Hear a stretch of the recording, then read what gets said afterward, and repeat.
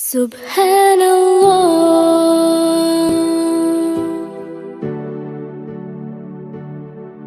Assalamualaikum warahmatullahi wabarakatuh.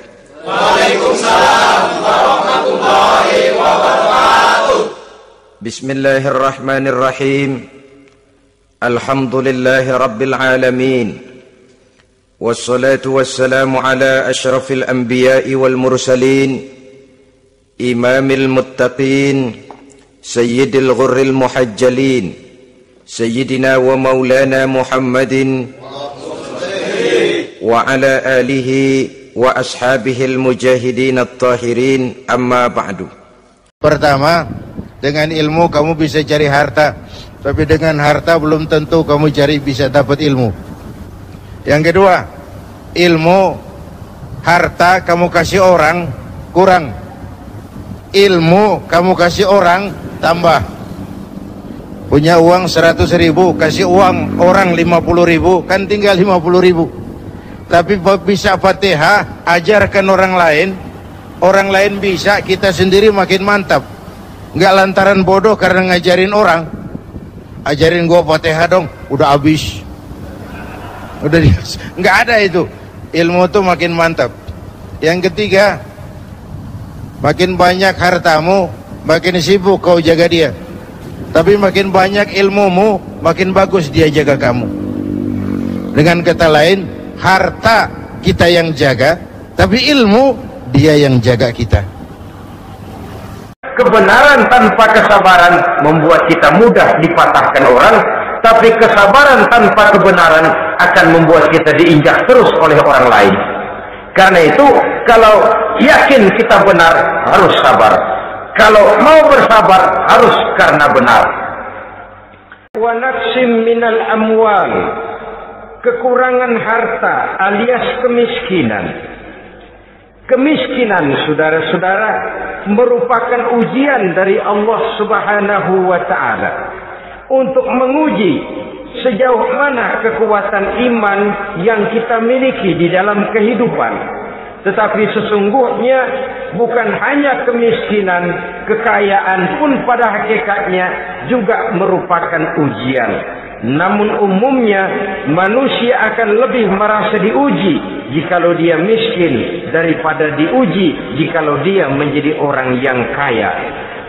Pada sisi lain, kenyataan mengatakan banyak orang lulus ketika diuji dengan kemiskinan, tetapi gagal berantakan setelah diuji dengan kekayaan. Assalamualaikum warahmatullahi wabarakatuh.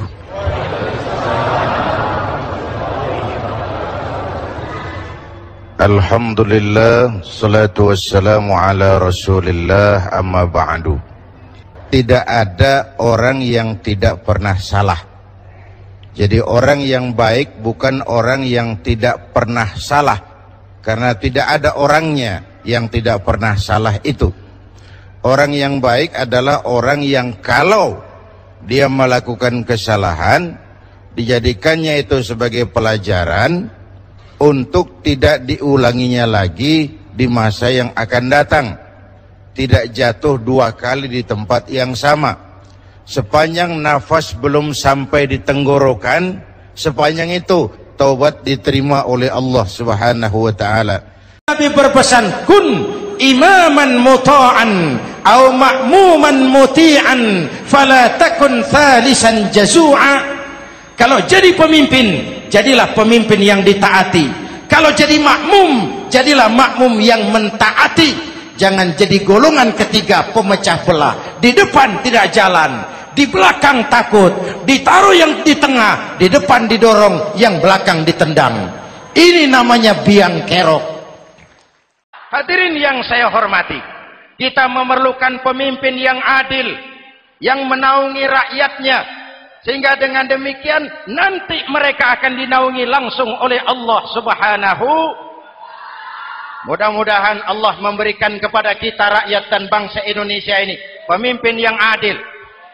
Saya yakin perjalanan waktu akan mengantarkan kita di mana orang-orang akan terbuka topengnya sehingga akan jelas mana pembela rakyat, mana penyengsara rakyat. ucapan orang bijak. Hai anak muda, berpikirlah kau di waktu pagi, bekerjalah di waktu siang, makanlah di waktu sore, dan tidurlah di waktu malam. Berpikir di waktu pagi, belajar mumpung masih muda. Bekerjalah di waktu siang, amalkan ilmu itu setelah dewasa. Makanlah di waktu sore, hari tua tinggal menikmati hasilnya. Tidurlah di waktu malam, matilah dengan tenang. Kalau pagi kau tidak berpikir, nanti siang kau tidak akan bisa bekerja. Kalau siang tidak kerja, nanti sore mau makan apa?